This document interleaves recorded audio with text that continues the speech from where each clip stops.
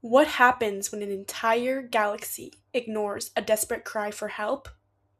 The answer is simple.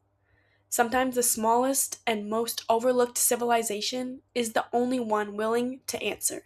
The Kelvorei homeworld was a quiet place. It had always been quiet. The Kelvorei were not a loud people. They did not build massive cities that scraped the clouds. They did not launch 1,000 warships into the stars to show off their power. They were small in number, gentle in nature, and they lived on a warm green planet called Kelvorei Prime, deep inside a system of 4 moons that turned slowly around their amber sun. For 200 years, they had been part of the Galactic Sovereignty.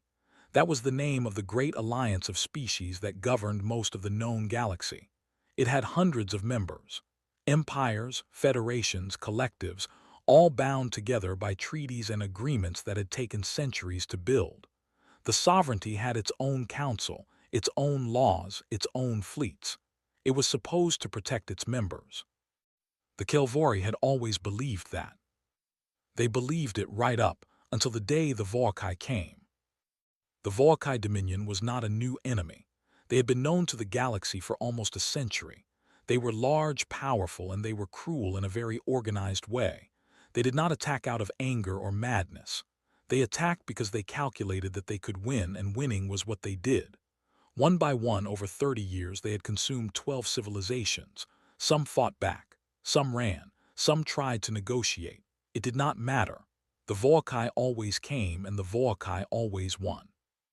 When their fleet crossed into the Kelvorei system, there was no warning, no message, no demand. Just ships, hundreds of them, appearing at the edge of sensor range like a dark wall moving through the stars. Elder Sathrek was the first official to be told. He was an old Kelvorei with deep green scales and eyes the color of pale gold. He had spent most of his long life in service to his people. He had attended sovereignty meetings. He had signed treaties. He had shaken hands, or the Kelvorei equivalent of it, with beings from 100 different worlds. He had believed, truly believed, that the sovereignty was a structure worth trusting. When the young soldier brought him the censor report and placed it on the table in front of him, Sathrek sat very still for a long time. He read the numbers: 340 Vorai warships, moving at a steady pace, aimed directly at Kelvorei Prime. He did not panic. He was too old for panic. He picked up the communication line and called the Sovereignty Council. The line connected after a short wait. A smooth, artificial voice informed him that the council was in session and could not be interrupted. He left a message. Then he sent an emergency transmission, a priority signal that was supposed to bypass all normal channels and reach the council's emergency desk immediately. He received an automated reply. His transmission had been received. Someone would respond within 48 hours. 48 hours. The Vorai fleet would reach Kelvorei Prime in 31. Sathrek closed his eyes. He breathed slowly. Then he stood up, straightened his robes, and walked to the communications tower at the center of the capital. The tower was an old building. It had been built long before the sovereignty, back when the Kelvorei were just beginning to reach beyond their own moons. It had tall walls and wide windows, and from the top floor, you could see almost the entire capital city. The low curved buildings, the long green fields at the edges of town, the rivers that caught the amber light of the sun and turned it to something almost gold. Sathrek looked at his city for a moment. Then he went inside and told the communications team what he needed. He needed to broadcast a distress signal, not just to the sovereignty, to everyone. A wideband transmission on every known frequency, aimed in every direction, carrying a simple message. The Kelvorei were under attack. They were a peaceful people. They had done nothing wrong. They needed help. The team worked through the night. They built the signal. They aimed it at every major civilization they had contact information for: the Threnai Empire, the Asavari Collective, the Mulran Federation, the Dareshi Commonwealth, dozens of others. They sent it just before dawn. Then they waited. Velnoma was not an important person. She was aware of this. She worked a mid-level communications desk at a sovereignty relay station that nobody had a strong reason to visit. The station sat at the edge of a quiet sector, mostly processing routine trading notifications and the occasional scientific report. It was not exciting work. It was steady, organized work, and Velnoma was a steady, organized person. She was a Lasari, a species with thin gray skin, 4 long fingers on each hand, and large dark eyes built for reading screens in low light. She had been working this desk for 6 years. She was good at her job in the way that very careful people are good at quiet jobs. She noticed things, small things. She filed everything neatly. She never ignored a signal just because it looked unimportant. The Kelvorei distress transmission reached her station 11 minutes after it was sent. Velnoma flagged it immediately. She pulled up the full message. She read it 3 times. Then she reached for the emergency routing console and began forwarding it to the Council's active attention queue, not the normal queue, not the 48-hour queue, but the one reserved for genuine crises. The system rejected her request. She blinked. She tried again. The system told her that the Kelvorei distress signal had already been received and logged by the Council, and that the matter was under review. Under review. She sat back in her chair. She looked at the signal again. She looked at the coordinates. She looked at the number of Vorai ships. She pulled up the Sovereignty's response database, the log of all active emergency requests and their current status. The Kelvorei signal was there. Its status read, pending assessment, secondary priority. Secondary priority. Velnoma stared at that for a long time. She had been working at this desk for 6 years. She had seen how the Council moved. She had seen what pending assessment meant in real terms. It meant that someone somewhere had looked at the Kelvorei's situation and decided that the political cost of responding was higher than the political cost of doing nothing. It meant that behind closed doors, in quiet rooms, powerful beings were already calculating whether the Kelvorei were worth the trouble. She already knew the answer they were going to arrive at. Because she had seen this before, not with the Kelvorei, but with others. She turned back to her screens. The distress signal was still going out. It was broadcasting in every direction, carrying its message into the dark between stars. And as she watched the logs update in real time, she began to see the responses, or rather, the lack of them. The Threnai Empire acknowledged receipt of the signal. They expressed deep concern. They would raise the matter at the next full council assembly, scheduled in 9 days. 9 days. The Asavari Collective sent a formal note expressing their sympathy for the Kelvorei people and their strong belief that diplomatic channels should be exhausted before any military consideration was made. The Mulran Federation did not respond at all. One by one, the great powers of the sovereignty went quiet. Some sent polite words, some sent nothing. Not one of them sent ships. Velnoma watched the responses come in and not come in, and she felt something she did not have a precise word for. It was not quite anger. It was not quite sadness. It was the feeling of watching something you always feared was true become true in front of your eyes. She leaned forward and began closing the active monitoring windows one by one. There was no point watching anymore. The signal was dying in the dark. She had her job to finish. She would file the logs, mark the responses, and close out the relay window before the end of her shift. She reached for the last window, the one that was still showing the raw incoming data from the signal's broadcast, and her finger stopped. There was something there. A small entry, almost invisible in the stream of data, an automated acknowledgement ping not from any sovereignty member, not from any known major civilization. It came from a direction that, when she checked against her charts, pointed toward a region of space that was mostly empty on the official maps. Low development space. The outer edge of the Orion Arm. She almost closed it. It was probably a relay echo.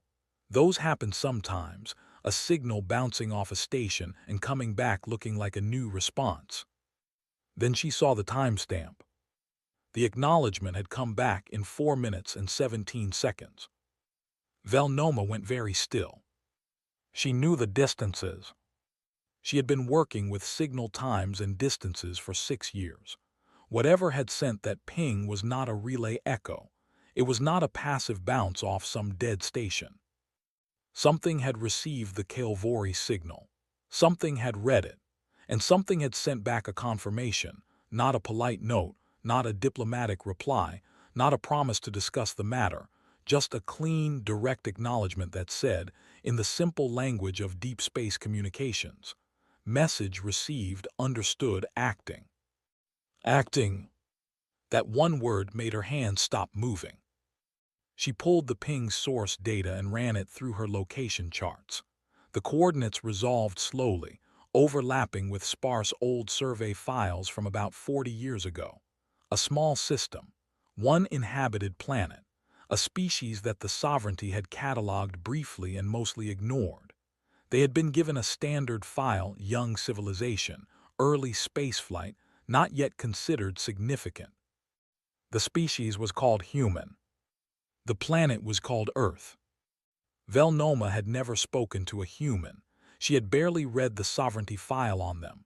Nobody paid much attention to Earth. They were a new species, only 80 years into real space travel. They had a handful of colony ships, a few research stations, some small defense vessels. They were considered a minor presence. Background noise. She read the acknowledgement ping again. Then she ran a calculation. If something had already turned around and started moving toward the Kelvorei system at the moment the ping was sent, how long would it take to arrive? The number on her screen made her blink. She ran it again. Same number. She sat very quietly in her low-lit station, in a part of the galaxy that nobody particularly cared about, and she looked at that number. And for the first time in a very long time, she felt something shift inside her chest. She did not close the window. Back on Kelvorei Prime, the hours moved slowly and heavily. The planetary defense forces, small, under-equipped, designed for border incidents rather than full invasions, were doing what they could. Every ship that could fly was being armed. Every ground installation was powered up. Sathrek had ordered the civilian population away from the coastal cities and into the inland shelters. It was not enough. Everyone knew it was not enough. But they did it anyway, because doing something was better than standing still. The soldiers were young. Most of them had never seen real combat. They moved through their duties with a kind of quiet determination that Sathrek found both admirable and heartbreaking. They checked their equipment. They ran their drills. They did not talk much. Sathrek walked among them sometimes in the long hours before the Vorai arrived. He did not have inspiring speeches to give. He was not that kind of leader. He walked, and he looked at his people, and he felt the full weight of what was coming. He had received the Sovereignty's response by now, the careful language, the deep concern, the promise of review. He had read it once and put it away and not looked at it again. He had also received the logs from the communications tower. He had seen the tally of responses from across the galaxy. He was not surprised. He was old enough to not be surprised by this kind of thing anymore. He had always known, somewhere deep and quiet inside him, that when it came to it, the great powers would weigh the cost and find it too high. What surprised him, what he thought about as he stood at the tower window looking out at the amber evening light, was the one small ping that had come back from a direction nobody expected. His communications officer had shown it to him. She was young, barely out of training, and she had looked at Sathrek with wide gold eyes as she explained what the ping meant. He had listened without expression. When she finished, he asked her to show him the coordinates. He looked at the coordinates for a long time. Earth, he had heard the name distantly, the way you hear the name of a small town far away that you have no reason to visit. A young species, new to the stars, not significant according to everyone who had an opinion on such things. They had answered in 4 minutes. Not with words, not with diplomatic language, with a moving ship. Sathrek turned away from the window. He walked back to his desk and sat down. Outside, the sun was going down behind the 4 moons, and the sky was turning from amber to deep purple, and somewhere out in the dark, 340 Vorai warships were drawing closer with every passing minute. He thought about Earth, about a species he had never met, moving through the dark toward a world they had no reason to care about. He did not know why they were coming. He did not know what they could possibly do when they got here. He did not know if it would matter. But they had answered. In the quiet of his office, with the weight of everything pressing down on him, Elder Sathrek allowed himself one small, private feeling. It was not hope. It was something quieter than hope. It was the feeling of not being completely alone in the dark. He sat with that feeling for a little while. Then he got back to work. Outside, the last light faded from the sky over Kelvorei Prime, and the stars came out one by one, cold and bright and very far away. Somewhere among them, something was moving, something that had not been asked to come, something that had received a signal and without discussion, without calculation, without asking what it would cost, had simply turned around and started moving toward the sound of someone calling for help. The night settled over the capital city. The soldiers kept their watch. The shelters filled with families who held their children close and spoke in quiet voices. The amber moon rose over the eastern hills and cast long shadows across the empty streets. And the signal went on broadcasting into the dark, over and over, carrying its simple message to anyone who would listen. Most of the galaxy had already decided not to. But somewhere far away, at the edge of the Orion Arm, a fleet was moving through the night between stars, and it was moving fast. The signal reached Geneva at 3:40 hours. Most of the city was asleep. The streets were quiet. The lake sat still and dark under a cloudy sky. The lights of the United Nations Defense Command building were the only bright thing on the waterfront at that hour. They were always on, always bright, because the people who worked inside them had long ago accepted that trouble does not keep regular hours. Admiral Seraphine Akafer was in the middle of a briefing when the duty officer knocked and opened the door. She was a tall woman, not tall in a way that announced itself, just tall and straight and steady, the way old trees are steady.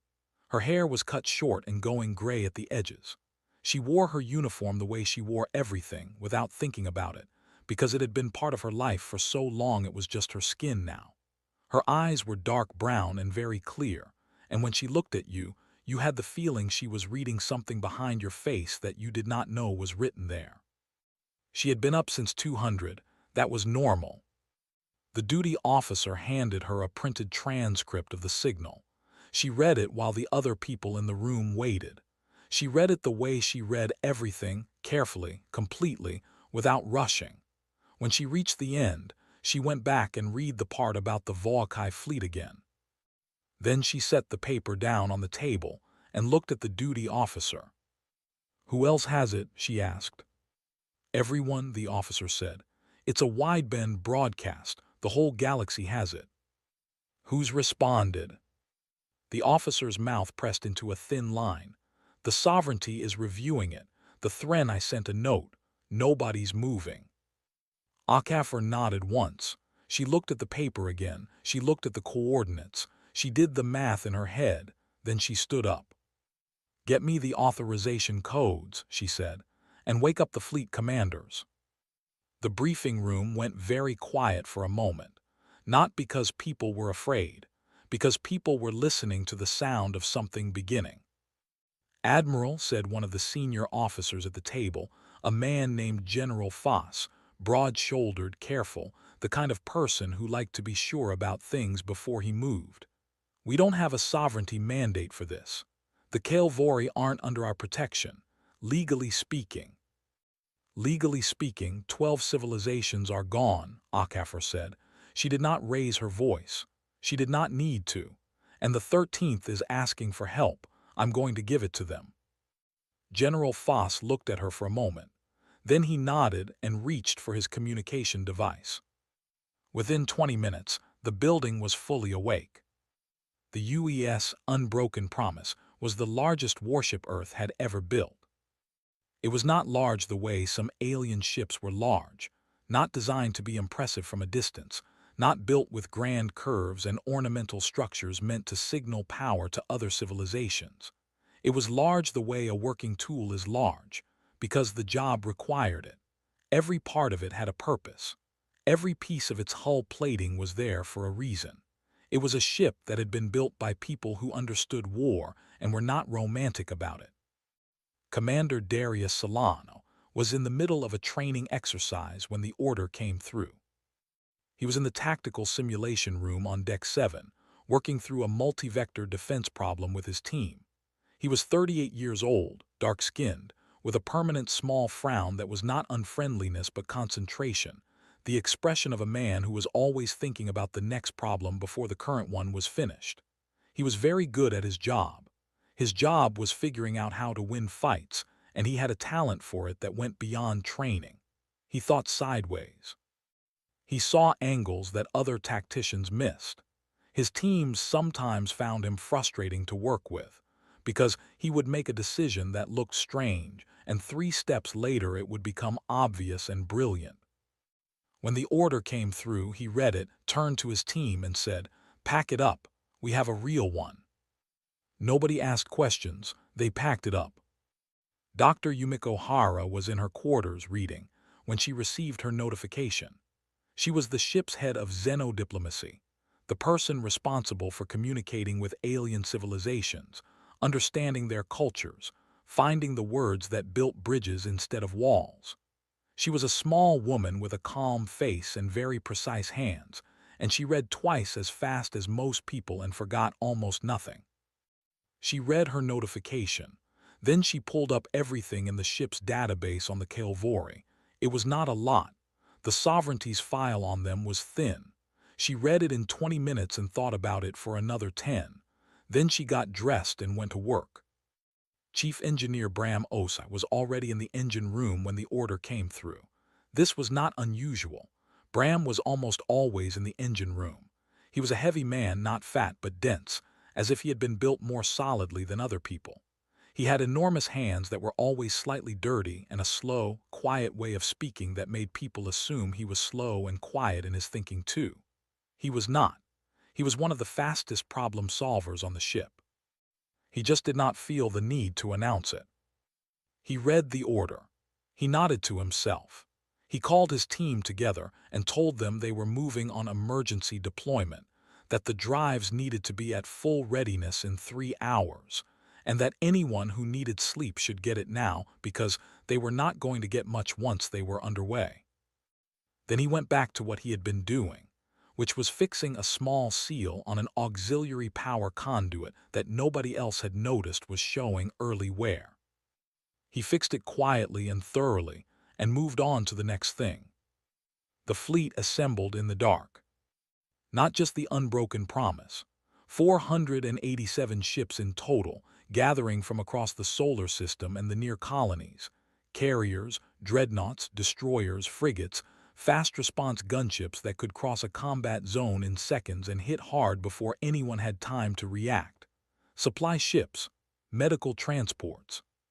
Ships designed for functions that most other civilizations had not yet thought of, because humans had a way of building solutions to problems before the problems fully arrived. The gathering took 6 hours. To an outside observer, to someone watching from the Sovereignty's relay stations, for example, it must have looked strange. A species that the galaxy barely paid attention to, mobilizing their entire military presence and pointing it toward a conflict that had nothing to do with them, in a star system they had no official interest in, for a people they had barely met. It would have looked strange, yes. But the crews of those 487 ships would not have found it strange at all, because they knew the story. Most of them had grown up with it. It was not a famous story in the galaxy. The Sovereignty had not recorded it in any significant way, but on Earth and in every human colony it was something people knew. It was part of the texture of things, one of those pieces of history that you absorb without being formally taught it, because the people around you carry it and it passes through the air. The story was about the Vandry Plague. In 2291, a disease had moved through the human colonies. It had started on one of the outer stations and traveled fast, faster than anyone expected, faster than the containment teams could move. Within 8 months, it had reached Earth itself. It was killing people across every continent. The hospitals could not keep up. The research labs were running around the clock and making no progress. The projections were terrible. The most cautious estimate said that without a solution within 2 years, 30% of the human population would be gone. The less cautious estimates were worse. The Sovereignty had sent notes of sympathy. But while the great powers were writing their notes, a medical transmission arrived from an unexpected source. A data package, enormous, detailed, containing biological research that human science had not yet reached. Research on immune response systems that were structurally similar to human biology. Analysis of pathogen behavior that matched the Vandry plague's pattern almost exactly. It had come from the Kelvorei. Nobody had asked them. Nobody had known they were working on it. They had received word of the plague from their own long-range monitors, and some of their scientists had looked at the biology involved and recognized something, a pattern, a connection that they were equipped to address. So they had worked on it, quietly, without announcement, and when they had something useful, they had sent it. It cost them. The Sovereignty had not been pleased. The Kelvorei had acted outside the official channels.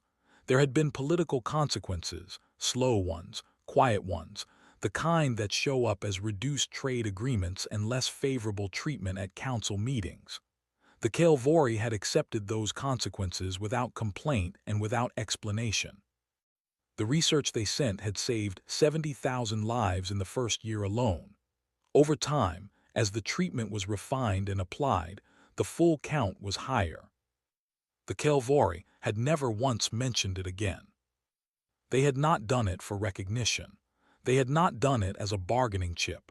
They had done it because they could, and because someone needed help, and those were sufficient reasons.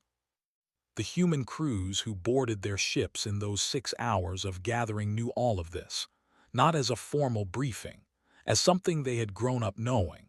The Kelvorei helped us when they did not have to. They asked for nothing. They remembered them when no one was watching. Now the Kelvorei were calling into the dark, and everyone was ignoring them. Not everyone. Admiral Akefer walked the length of the unbroken promise as it completed its final pre-jump checks. She walked the corridors the way she always did before a deployment, not inspecting exactly, just being present. She passed through the crew quarters, the medical bay, the tactical operations center, the engineering decks. She said a few words here and there. She did not give speeches. She did not rally people. The people on this ship did not need rallying. She stopped at the door to the engine room and looked in. Bram Osai was at his main console, running through his checks with the slow thoroughness that was his signature. His team moved around him efficiently and quietly. Everything looked exactly as it should. Osei looked up and saw her. He nodded once. She nodded back. That was enough. She made her way to the bridge. The bridge of the unbroken promise was a wide, low-lit space full of screens and quiet voices. The crew were at their stations. Everything had the feeling of coiled readiness, not tension, exactly. Readiness. The feeling of a tool that has been cared for and is ready to do its job. Solano was already at the tactical station. He had 6 screens open and was building a preliminary picture of the Kelvorei system from the long-range data they had received. He had notes everywhere. He looked up when Akafer came in, gave her a brief nod, and pointed at the largest screen. 340 Vorai ships, he said. Siege formation. They've been running this pattern for about 30 years. They like to come in heavy from one side and use mass to compress the target's defense line. He paused. It works on people who think the same way they do. Akafar looked at the formation on the screen, and people who don't. Solano's mouth moved in something that was almost a smile. Different story. Dr. Hara arrived on the bridge with a data pad and a quiet expression. She had spent the last few hours going through everything she could find on the Kelvorei, their language, their social structures, their history. She had also gone through everything available on the Vorai, which was less about culture and more about pattern of destruction. The Kelvorei don't have a strong military tradition, she said, joining them at the tactical station. They're not built for this kind of fight. Their defense force is real but small. They'll be holding on, but they won't be holding on for long. How long? Akafar asked. When we arrive, Hara calculated. Maybe hours, maybe less. Akafar nodded. Then we move fast. She walked to the command chair at the center of the bridge and sat down. Around her, the crew completed their final checks. The fleet was assembled. The drives were ready. The coordinates were locked. She looked at the main screen, where the stars ahead of them were still and quiet. The destination just a point of light among thousands of other points of light. Admiral, said the navigation officer, fleet is ready for jump. Akafar took one breath, one slow, even breath. Take us out, she said. The unbroken promise moved. Behind it, one by one, 486 other ships followed. The drives ignited in sequence, and the fleet swept forward into the jump corridor, vanishing from normal space in a long, bright line that lasted 3 seconds and then was gone. The solar system went quiet again. On the screens of the Sovereignty's monitoring stations, the departure was logged as an unusual military movement from a minor species, notable but not urgent. Someone would file a report. Someone else would read it later. But the fleet was already gone. And somewhere ahead, in the amber-lit star system of Kelvorei Prime, the Vorai ships were moving into their final assault positions, and their general stood on his bridge with his hands behind his back and looked at the planet below him, and felt the particular satisfaction of a man who has done this many times and expects to do it many times more. He had no idea what was coming. Nobody did. Except, perhaps, an old Kelvorei elder who stood at a broken window and looked up at the stars and thought about a signal he had sent, and a ping that had come back in 4 minutes and 17 seconds. He had not told anyone about it. He was keeping it quietly, the way you keep something fragile, holding it carefully so it did not break before it had the chance to become real. The night outside was dark. The moons were high. The Vorai ships were visible now with the naked eye, bright moving points of light against the stars, drawing closer with every passing minute. Sathrek watched them come. And he waited. The last hour before the bombardment was the quietest hour. On the surface of Kelvorei Prime, the capital had gone mostly dark. Not a blackout, the power was still on in the shelters, still running the medical stations and the communication arrays, but the streets were empty, the market squares were empty, the long river walks that the Kelvorei loved in the evenings were empty. The city felt like a held breath. General Vethdrahl stood on the command bridge of his flagship, the Vorai warship Sovereign Fist, and looked at the planet below him through the wide front viewport. He was a large being. Vorai were large in general, broad, heavily built, with dark armored skin that had evolved on a high-gravity world and never quite let go of the thickness that world had demanded. Drahl was older than most of his officers, and the years had not made him soft. They had made him precise. He had been running military campaigns for 22 years. He had participated in the conquest of 6 civilizations personally. He knew how these things went. He knew the rhythms of them. The resistance that starts strong and then slowly exhausts itself. The moment when the defending forces realize they cannot win and begin to collapse. The The long, careful process of turning a living civilization into a controlled territory. He found the process almost boring now. Not because it was easy.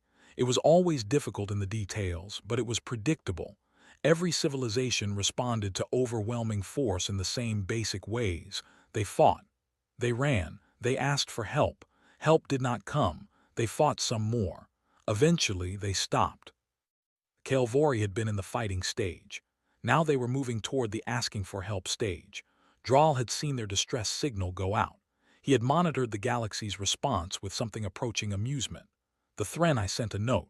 The Asavari sent a longer note. Nobody moved. This was the part he had always found most useful, the moment when the defending civilization realized that the rest of the galaxy was not going to save them. That moment did more to break resistance than any weapon. He turned to his communications officer. Begin the final approach sequence. I want bombardment of the northern defense installations started within the hour. Yes, General. He turned back to the viewport. Below him, Kelvorei Prime glowed amber and green in the light of its sun, quiet and small and entirely surrounded. It was going to be a short day. The first sign was on the long-range sensors. One of the Vorai sensor operators noticed it first, a fluctuation at the edge of the system's detection range. He almost dismissed it. Sensor fluctuations happened. Space was full of things that showed up briefly and then resolved into something normal. He flagged it as routine and moved on. Then the fluctuation happened again. And again. And then it stopped being a fluctuation and became a reading. One ship, then 5, then 20. Then the readings were coming in so fast that the system was struggling to count them individually and was starting to group them. The sensor operator stared at his screen. He checked his calibration. He ran a diagnostic. Everything was working correctly. He looked at the screen again. He picked up his communication line and called the bridge. Draal was still at the viewport when the call came through. He listened. He did not move for a moment. Then he turned around and walked to the sensor station himself. He looked at the screen. He watched the numbers resolving. He said nothing. The numbers kept climbing. They were past 100 now, past 150. The sensor system had finished its grouping calculation and was now displaying a single consolidated number at the top of the screen, updating every few seconds as new ships dropped out of jump. Past 200. Past 300. Past 400. Draal's sensor officer turned to look at him. The young officer's face was carefully controlled, but his hands had tightened on the edge of his console. General, he said quietly, 487 signatures, unknown configuration, moving into combat formation. Draal looked at the number. Then he looked at the formation the ships were taking, which the sensor overlay was beginning to map in basic geometry. It was not a defensive arc. He recognized defensive arcs. He had broken through dozens of them. Defensive arcs were what you used when you were trying to protect something. This was not a defensive arc. He knew what a hunting formation looked like too.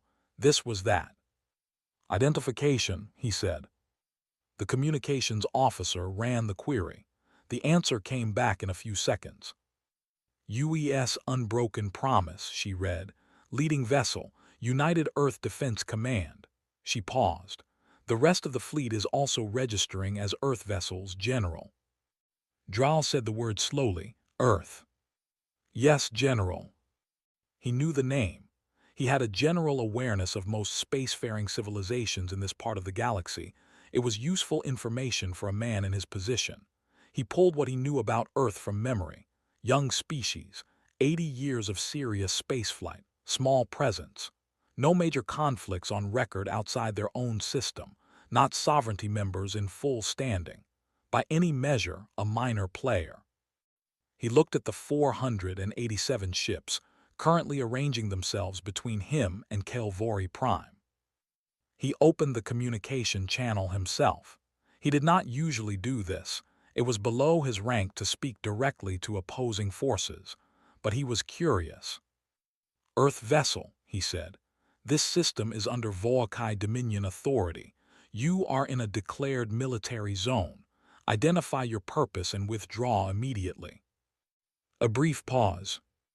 Then a woman's voice came back, calm, clear, not aggressive. Just matter of fact in the way that people are matter of fact when they have already decided what they are doing and do not particularly need to explain themselves. This is Admiral Seraphine Akafer, United Earth Defense Command. We're here because someone asked for help. A pause that lasted exactly the right amount of time. You have 20 minutes to begin your withdrawal. After that, we will teach you what 80 years of war looks like. Draal stared at the communications console. Around him, his officers were very quiet.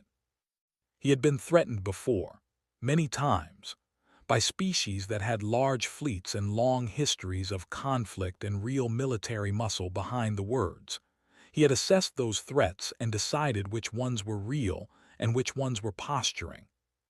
He looked at 487 ships in a hunting formation. He thought about the 20 minutes. He had 12 civilizations behind him, 12 conquered worlds. He had not gotten to 12 by being careless with risk assessments. He looked at the formation again. He looked at the way those ships were arranged, not just the numbers, but the geometry. It was not a formation he had seen before. It did not follow any of the tactical patterns his databases contained for known spacefaring civilizations. It was something else, something that had been built from a different set of assumptions about how a fight should be structured. He did not like that. Hold position, he said to his fleet. Do not begin bombardment. He was not withdrawing, but he was not starting yet either. He was watching. On the unbroken promise, the 20 minutes passed in near silence. Akafer sat in her command chair. Solano stood at his tactical station with 6 screens active, watching the Vorai fleet's position updates in real time. Dr. Hara was at the communications desk, monitoring all channels. Bram Osai's voice came through on the internal line periodically with quiet engine status updates, each one the same, all systems ready. At minute 19, Solano looked up from his screens. They're not moving, he said. I know, Akafer said. They think we're bluffing. I know, she said again. The 21st minute arrived.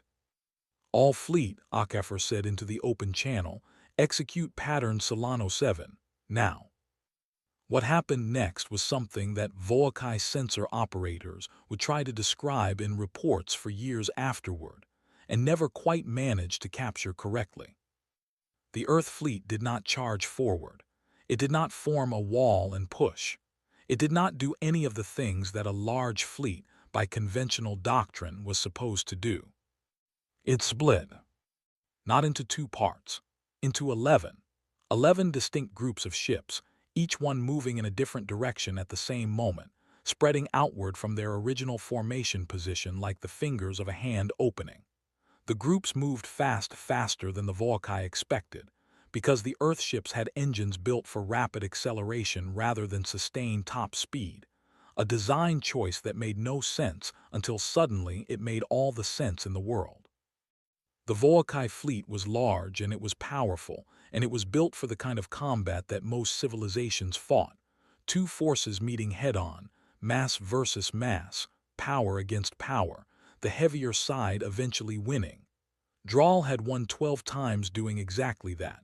His fleet knew how to fight that fight in their sleep. They did not know how to fight this fight. The 11 groups curved around the Vorai formation from multiple directions simultaneously. 3 of them went high above the orbital plane. 2 went deep below. The others came in from angles that the Vorai's defensive coverage had not been designed to address, because no enemy in 12 campaigns had ever moved like this. Draal's ships tried to reorient. He was fast. He was a good commander, genuinely, and he began issuing orders to split his own fleet in response. But his ships were built to hold formation, to move as a single massive fist, and breaking them into smaller groups went against everything their construction and their doctrine were designed for. The first strikes hit from 3 directions at the same moment. The Vorai had strong shields. Their armor plating was among the best in the sector. They were built to take punishment and keep functioning, but the Earth fleet did not hit them in the places their armor was strongest. The ships had been watching for 30 seconds, scanning, mapping, looking, and when they struck at the specific points where the Vorai design left gaps. Not obvious gaps, small ones. The kind that only mattered when you knew exactly where to aim. On the Kelvorei surface, Elder Sathrek was watching from the communications tower. The tower's exterior screens showed a rough sensor map of the space above the planet. It was not a perfect picture. The Kelvorei's sensor equipment was limited, but it showed the broad shapes of what was happening. He could see the large mass of the Vorai fleet. He could see the smaller, faster shapes of the Earth ships moving around it like water moving around a stone, not hitting it straight on, but finding every crack and flowing into it. The young soldier who had been assigned to stand with him, a private named Teva, barely 20 years old, with bright amber eyes and a way of holding her weapon like she was trying to convince herself it would be enough, watched the screen with wide eyes. "Who are they?" she asked quietly. The elder was quiet for a moment. He watched one of the Earth ships perform a maneuver that made no logical sense until it suddenly revealed a Vorai vessel's unprotected flank, and then it made complete sense. "The ones we helped," he said, "a long time ago." Teva looked at him, then she looked back at the screen. "They came," she said. It was not quite a question. It was the sound of someone watching something they had mostly stopped believing in becoming real in front of them. "They came," Sathrek said. The battle lasted 4 hours and 17 minutes. There were moments when it was not going well. 3 Earth ships were destroyed in the first 40 minutes. The Vorai were not helpless, and their weapons were powerful, and in the sections of the fight where they managed to get Earth vessels into the kind of direct confrontation they were built for, they were dangerous. 14 people died on the destroyer UES Resolute when a Vorai energy burst found a seam in its hull. The UES Meridian took heavy damage to its engine section and had to pull back from the line. The crew of the small frigate Crosswind held their position for 20 minutes against 3 Vorai ships twice their size, buying time for a flanking group to get into position, and when the flanking group arrived, the Crosswind had taken damage to 11 of its 14 systems and was running on reserve power, but it was still there. On the tactical station of the Unbroken Promise, Solano was everywhere at once. Not physically, he stayed at his station, his hands moving across his screens, his voice calm and continuous on the fleet channels, but his mind was in every corner of the fight. He was watching patterns. He was watching how the Vorai were adapting. Every time they found a new response to the Earth fleet's movements, Solano was already building the counter to it before they finished implementing it.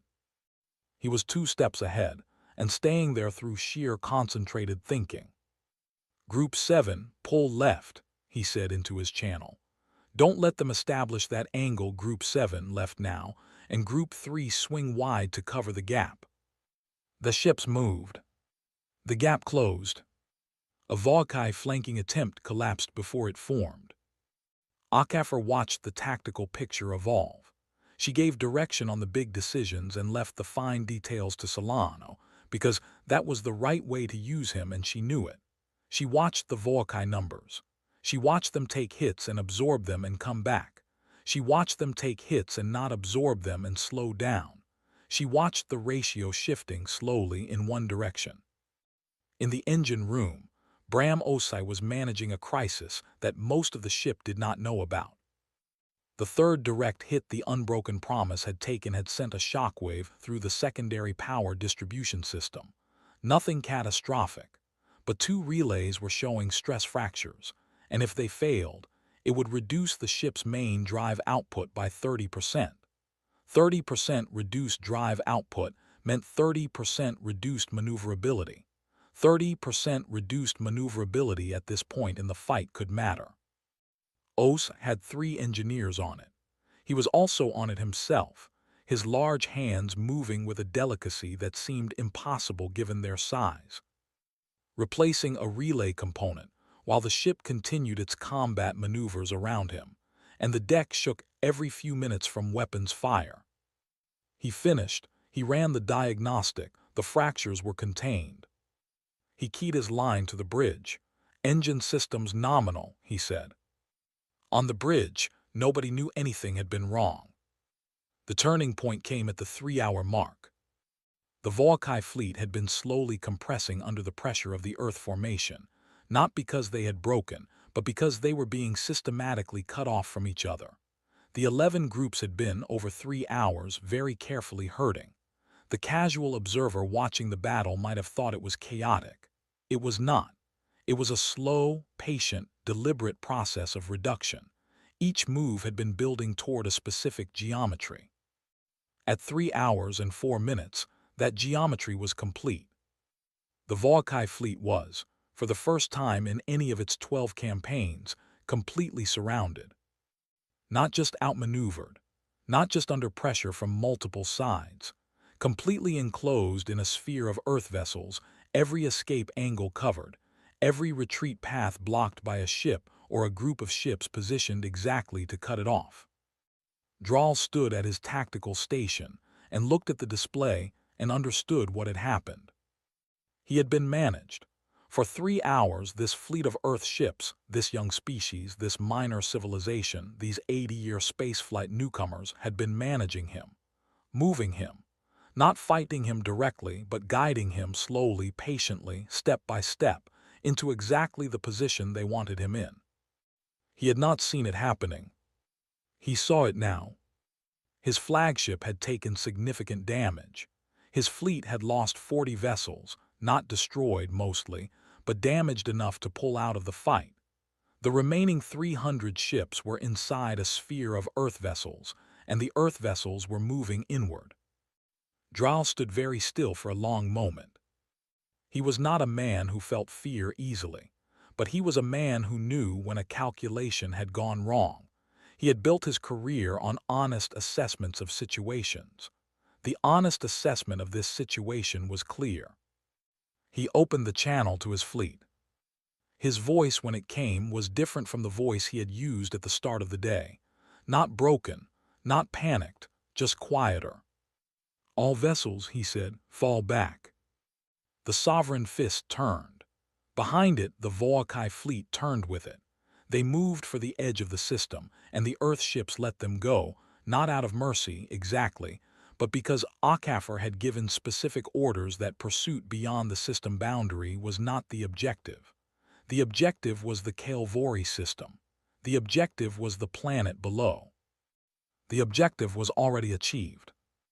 On the surface of Kelvorei Prime, Teva watched the Vorai ships moving away on the screen. She watched until the last one cleared the edge of the sensor map. Then she turned to Elder Sathrek.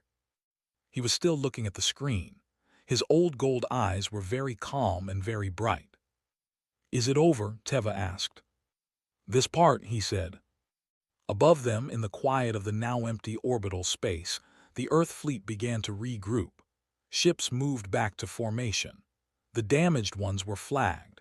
The ones that needed help received it. The communications channels opened up, not for tactical commands anymore, but for damage reports, crew checks, the practical business of taking stock of what had just happened. On the unbroken Promise, Admiral Akafar sat in her command chair and looked at the main screen, where Kelvorei Prime turned slowly in the light of its amber sun. Green and quiet, and for the moment safe. Solano came to stand beside her. 41 Vorai ships in retreat, he said, remaining 300 withdrawing. Long-range tracking shows them clearing the system. He paused. We lost 14 people. The Meridian will need major repair. The Crosswind crew is all accounted for. They're banged up, but nobody's gone. Akafar listened to all of this. She nodded. Get me a channel to the surface, she said. The communications officer opened it. Akafar leaned forward slightly. Kelvorei Prime, this is Admiral Akafar, United Earth Defense Command. The Vorai fleet has withdrawn from your system. We are in orbit. We are not leaving until you tell us to. Is there anything you need right now?" A long pause. Then a voice came through, old, careful, carrying inside it something that was too large to fully express in words. "Yes," said Elder Sathrek, "we need our people to know that it is safe to come home." Akefer closed her eyes for just a moment. "Tell them," she said, "it's safe." The day after was gray and still. A light rain fell on the capital city of Kelvorei Prime, soft and steady, the kind of rain that does not ask anything of you, just falls and makes everything quiet. The empty streets filled slowly as people came out of the shelters. They came out carefully at first, the way people do when they have been afraid for a long time and are not quite ready to stop being afraid. They stepped into the open air and looked up at the sky and looked at the buildings that were still standing and at the ones that were not. The northern district had taken some damage from the early bombardment. Before the Earth fleet arrived, the Vorai had already begun their work. 3 buildings were rubble. The road leading to the main river crossing had a long black scar across it from an energy strike that had hit the pavement and kept going. 2 of the public gardens that the Kelvorei kept with great care were burned on one side, the old trees there reduced to bare black shapes against the gray sky. People looked at these things. They did not make much noise. They just looked, and then they began to move, some toward the shelters to check on family, some toward the damaged areas with tools and hands, already beginning the process of figuring out what could be fixed and what had to be rebuilt. Sathrek walked through the city in the morning rain. He was tired in the way you are tired after something big has happened, not sleepy exactly, but emptied out, like a container that has been filled and then poured. He had not slept. He had been on communication lines all night, coordinating with the Planetary Defense Command, with the remaining sovereignty channels that were now suddenly very interested in talking to him, with his own staff. He had also received a request from the Earth Fleet. Admiral Akefer wished to send a diplomatic representative to the surface for a formal first contact meeting. He had replied that he would be honored, and named the time and place himself. The old assembly room at the base of the communications tower, the next morning, at the hour when the amber sun came over the eastern hills. He arrived early. Dr. Yumiko Hara came down in a shuttle with 2 other crew members and 1 security officer who walked behind her and tried to look inconspicuous and did not quite manage it. She carried nothing except a small data pad and the knowledge she had been building since the signal first came through. The city she descended into was beautiful even in its damaged state. She could see that, the way the low curved buildings sat together, the design of the wide river walks, the careful way the Kelvorei had arranged their public spaces so that every open area had both sun and shade. It was a city built by people who thought about where they put things and why. She noted all of this in the way she noted everything, with genuine interest rather than professional cataloging. Sathrek was waiting at the door of the assembly room when she arrived. He was older than she had expected, though she was not sure why she had expected anything specific. He was tall for a Kelvorei, with deep green scales and eyes that were old and clear, and looked at her with a directness that she found immediately comfortable. He bowed in the Kelvorei formal style, a slow dip of the head with both hands held forward, open. She had practiced this. She returned it as correctly as she could. Something in his face shifted slightly, not surprise exactly, more like a note being taken. They went inside and sat across a low table from each other. Tea was brought, a Kelvorei drink, amber and light, that tasted like warm wood and something faintly sweet.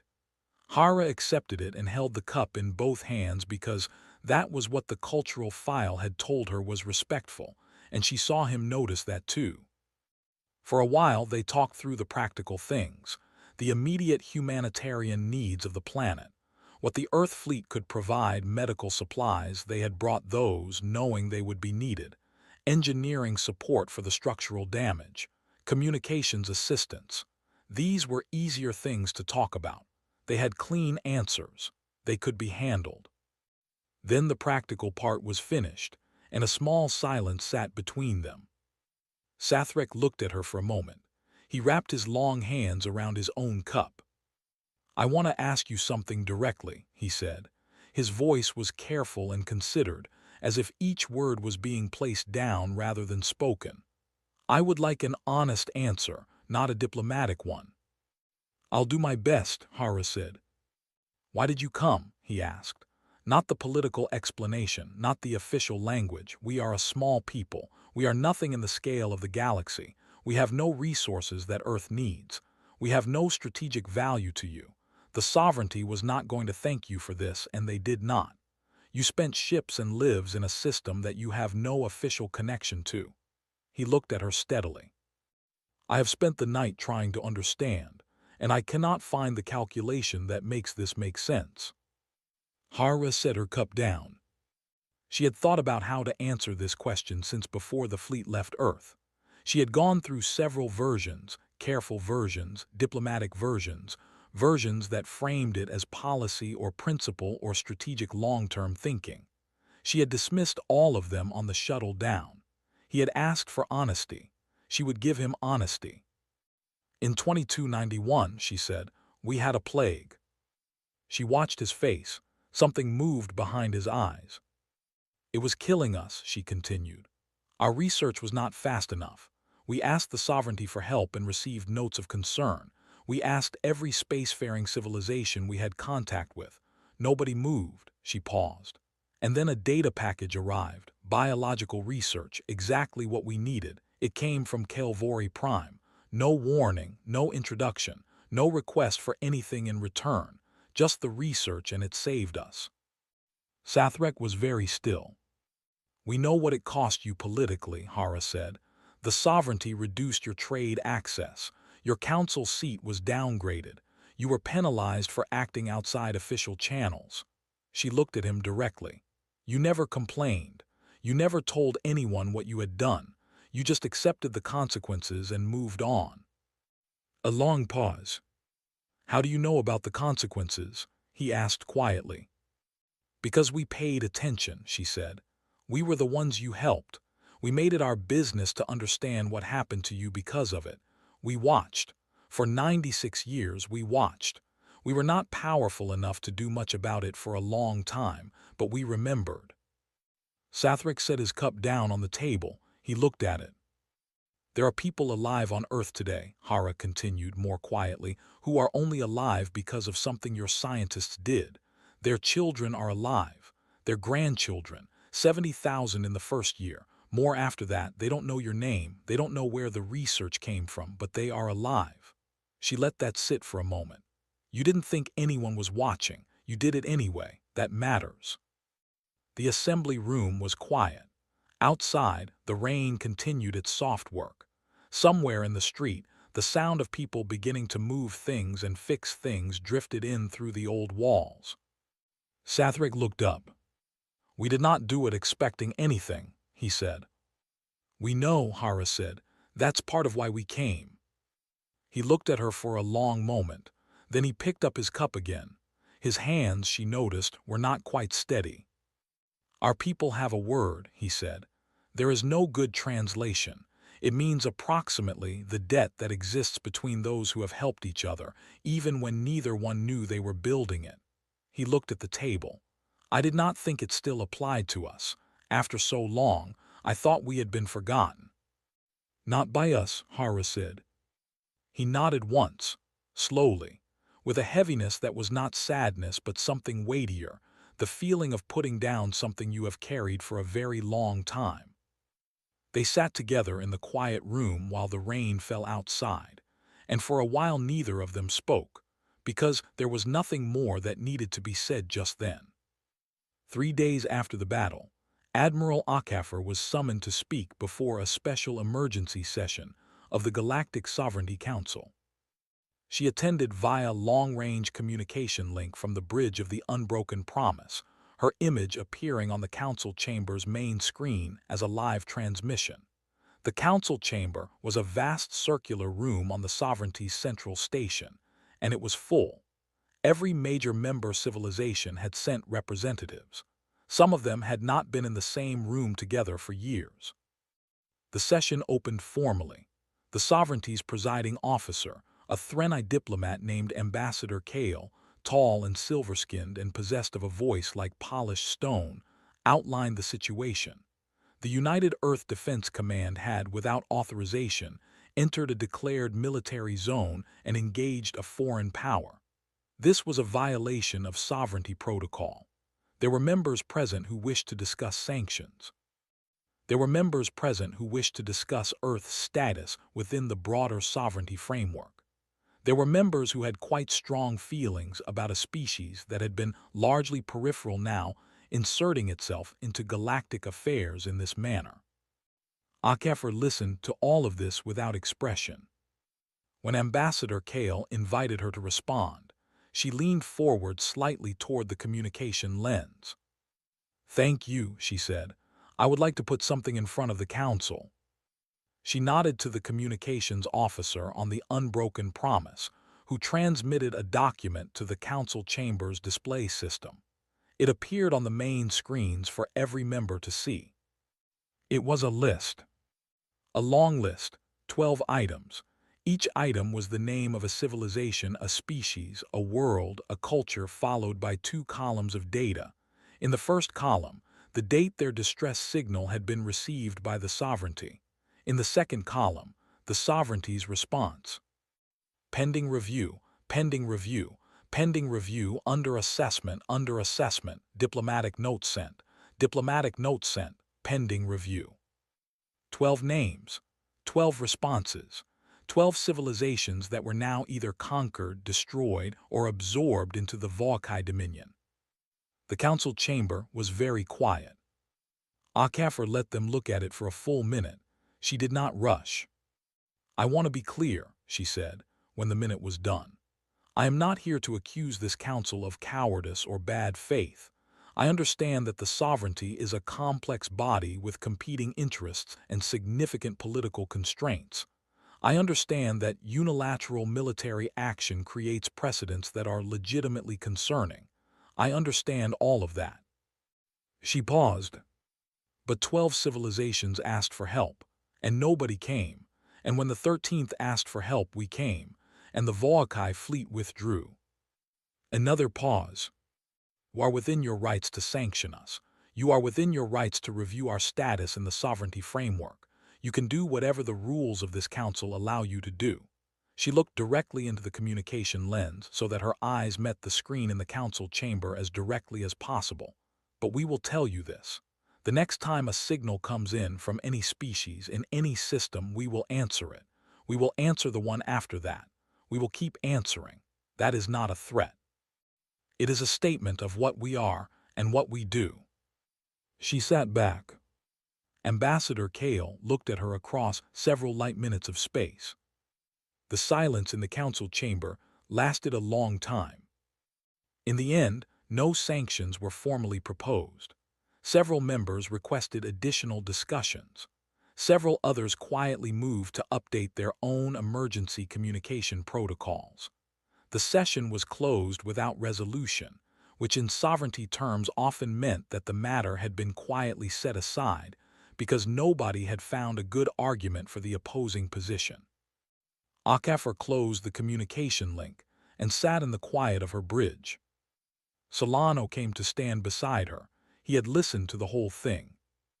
"You think they'll call again," he said, "meaning the council, meaning the sovereignty." "Eventually," she said. And we'll go to those too." He nodded. He almost said something else. Then he just nodded again and went back to his station. In the engine room, Bram Osai was filing his post-engagement maintenance report. The hull fracture from before the battle, the one he had patched during the FTL jump, he listed under routine maintenance, noting only the repair type and materials used. He filled in the date, initialed the form, and moved on to the next item. His supervisor would review the report the following week and notice nothing unusual. On the 4th day, a young Kelvorei soldier came to find Elder Sathrek. It was the same young soldier who had stood beside him during the battle, Teva. She found him in his office, working through the long stack of administrative tasks that a crisis always leaves behind it. He looked up when she knocked. "What is it?" he said. She was holding something, a printed document, the kind that humans apparently used for official correspondence, off-white paper with text in 2 languages. She held it out to him. "It came from their fleet," she said, "for me." He took it and read it. It was a notification, an application received, a process begun. He read it twice, then he looked up at her. "You applied to their defense command," he said. "Yes," she said. He looked at her for a moment, at her amber eyes and her straight posture and the way she held herself, not quite a soldier yet, but almost. He thought about the night she had stood beside him watching the battle unfold on the screen, asking who those ships were. "They have offices on 3 colony stations," she said.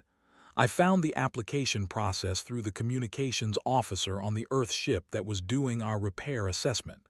She helped me." A small pause. "I want to do what they do." Sathrek looked at the document. He looked at the name of the agency printed at the top, United Earth Defense Command. He thought of the 487 ships that had come from nowhere, from a species that owed them nothing, to stand between his people and the worst thing they had ever faced. He handed the document back. "Then do it," he said. She took it carefully. She bowed, the deep formal bow, not the quick one. Then she left. Sathrek looked at the empty doorway for a moment. Then he looked out the window at the city, where the rain had stopped and the amber sun was beginning to come through the clouds, touching the curve of the river and the tops of the low buildings and the people in the streets who were still, slowly, coming home. He thought about a ping that had come back in 4 minutes and 17 seconds. He thought about what that meant. He thought about the young soldier walking out of his office with a document in her hands and something new in her eyes. He turned back to his desk. He had a lot of work to do. And somewhere across the city, in the small temporary offices the Earth fleet had set up on the ground, a communications officer from the Sovereignty's relay station handed over her resignation and pulled up a different application form entirely. Her name was Velnoma, and she had gray skin and large dark eyes and a very precise way of noticing things that most people missed, and she had made her decision quietly and completely during the 4 days since the battle, without drama and without regret. She filled out the form carefully, double-checking every answer. She submitted it. Then she sat back in her chair and looked out the window at the amber sky over Kelvorei Prime, and she felt, for the first time in a long time, like she was exactly where she was supposed to be. 1 year was enough time to see what had changed. Some things had changed completely. Some had barely changed at all.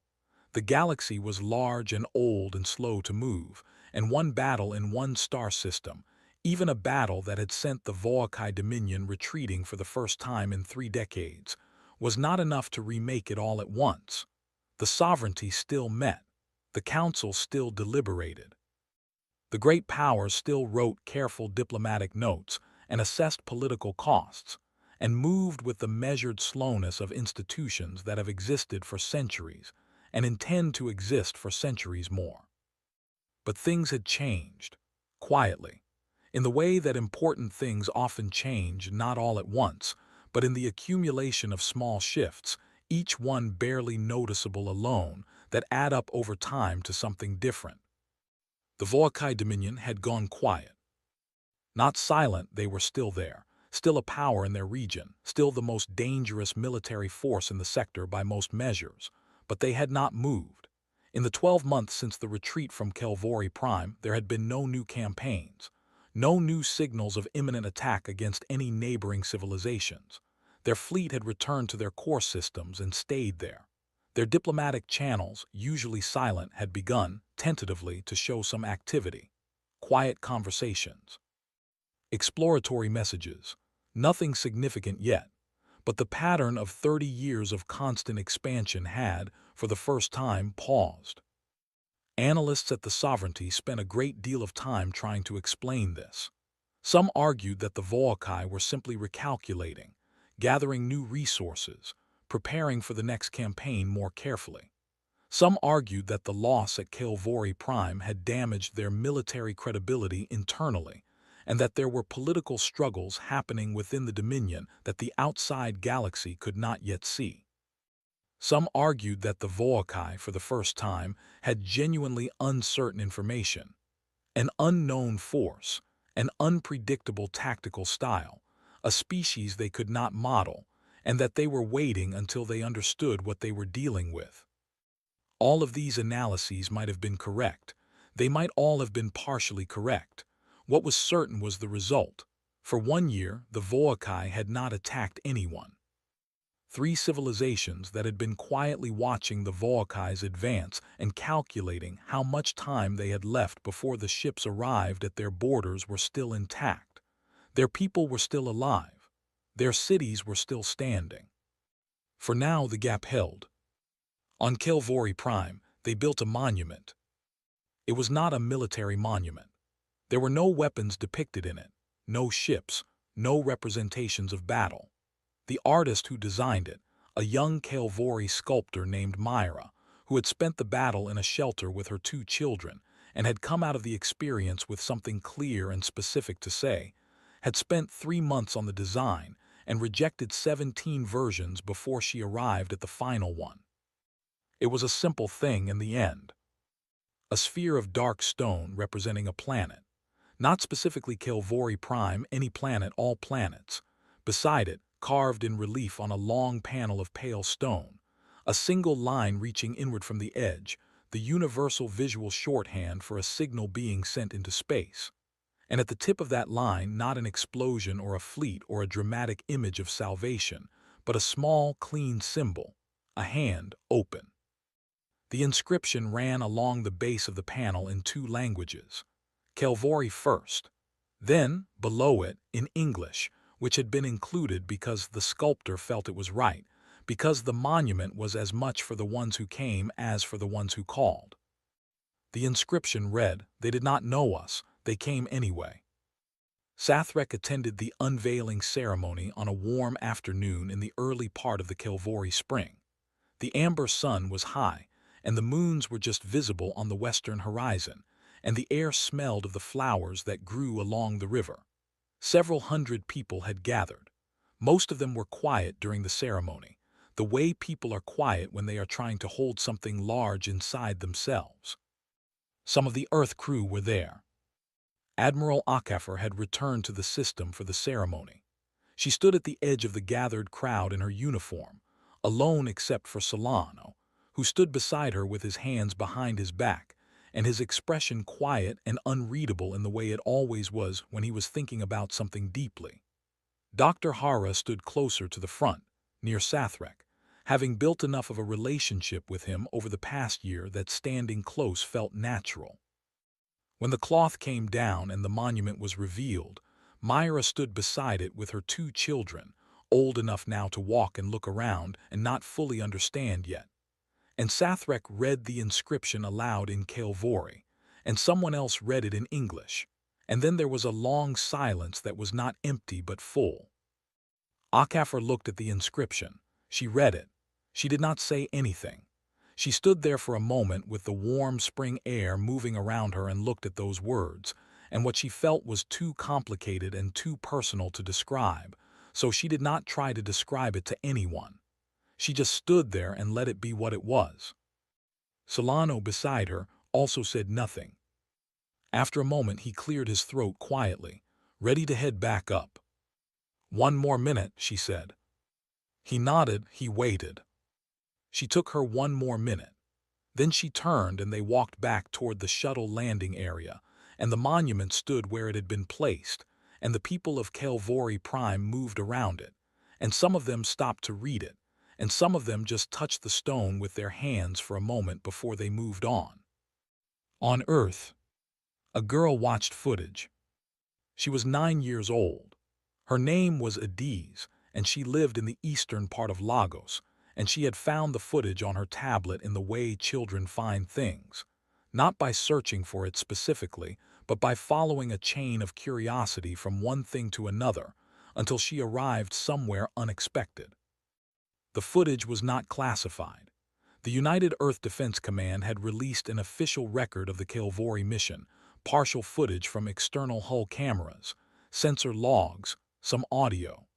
The dramatic part, the moment the fleet dropped out of FTL into the Kelvorei system, was a sequence that had been shared across every network, in every language, on every inhabited world that humans touched. 487 ships dropping out of jump space in sequence, the stars visible behind them, the amber glow of Kelvorei Prime below, the fleet arranging itself into formation, moving with the kind of coordinated purpose that looked almost beautiful even when you understood what it was for. The whole sequence lasted about 90 seconds of real time, captured from a camera on the trailing edge of the destroyer Resolute, wide angle, sharp. Adiz watched it 3 times. She watched it a 4th time more slowly. She was not entirely sure what she was feeling. She was 9 and she did not yet have all the words for all the feelings. But there was something in it that grabbed at something inside her and would not let go. The ships moving, the formation taking shape, the sense, the clear, visible sense of purpose, of people who knew why they were doing something and were doing it completely. She watched it a 5th time. Then she put down her tablet and looked at the ceiling of her room for a while and thought about the things she wanted to be when she was old enough to be things. She had already had 3 different answers to that question over the past 2 years. None of them had stuck.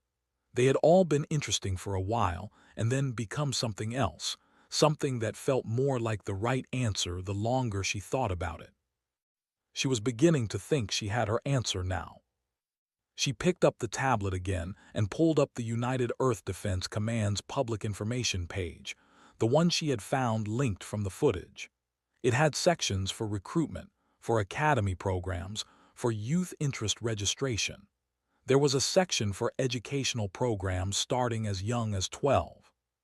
She read that section carefully. Then she closed the tablet and went to find her mother, because there were some things you wanted to tell someone else before they became fully real inside you. The unbroken promise returned to regular patrol duty 6 weeks after the Kelvorei ceremony. Their assigned area was a wide stretch of space at the edge of the contested zone, the border region between sovereignty space and the sectors that were either ungoverned or under Vorai influence. It was not a quiet posting. There were things to watch, things to respond to, the constant work of maintaining a presence in a region that needed one. The crew settled back into the rhythms of patrol duty, watch rotations, maintenance schedules, training exercises, the small domestic rituals that keep a ship's community healthy over long deployments. Solano ran his tactical exercises. Hara maintained the communication protocols with the nearby inhabited systems.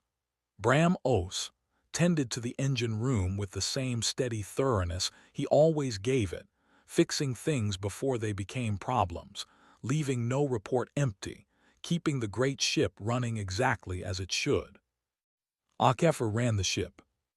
She ran it the way she ran everything, with directness and care, paying attention, making decisions cleanly, not wasting the trust her crew gave her. She knew each of her people well enough to know when they were tired and when they were sharp, and when they needed something she could give, and when they needed something she could not. She took care of them the way a good commander takes care of their people, which is to say constantly, and without making it look like effort. Teva had completed the first stage of her application process and was, as of 3 months ago, officially enrolled in a preliminary training program at the Earth Colony Station on the edge of the sector.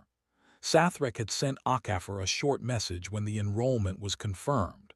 The message said only, "Thank you for leaving the door open." Akefer had read it and written back. She opened it herself. The patrol continued. The weeks moved. The space around them was quiet in the specific way that borders are quiet, not peaceful exactly, but watchful, tending. And then at 2:17 hours on a Tuesday, the signal came. It arrived on the standard wideband frequency, the kind that was used specifically when you wanted to reach as many people as possible because you were not sure who was listening and you needed someone to hear you. The communications officer on night watch caught it first and ran it through the translation protocols, and then called the duty officer, and the duty officer read it and called the bridge. Akafar was on the bridge in 7 minutes. She was not fully dressed. She had her jacket open and her hair not yet in its usual order, but her eyes were clear and fully awake. She read the message. Unknown species, coordinates attached, a brief plain description of the situation, ships surrounding them, no allies nearby, time running out.